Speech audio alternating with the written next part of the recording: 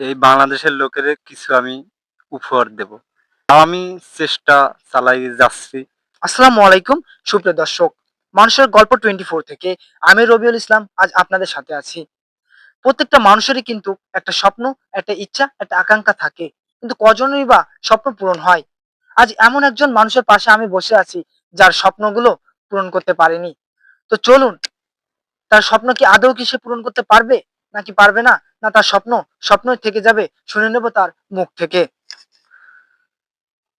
তো রাকিব হাসান, আজকে মানুষের গল্প 24 এর এই বিশেষ আয়োজনে কেমন লাগছে এখন আপনার? আমার নিজের কাছে ভালোই লাগতেছে। আচ্ছা, ঠিক আছে। আপনার কাছে আমার ১ম প্রশ্ন হলো, প্রত্যেকটা মানুষের কিন্তু একটা স্বপ্ন, একটা ইচ্ছা, একটা আকাঙ্ক্ষা থাকে। কিন্তু আপনার জীবনের স্বপ্নটা কি ছিল? আমার স্বপ্নটা ছিল যে এই বাংলাদেশের লোকের কিছু আমি উপহার দেব।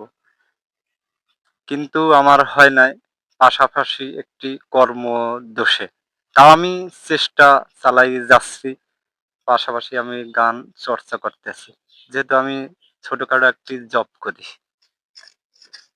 সুপ্রিয় দর্শক, তার মুখ থেকে কিন্তু শুনলেন।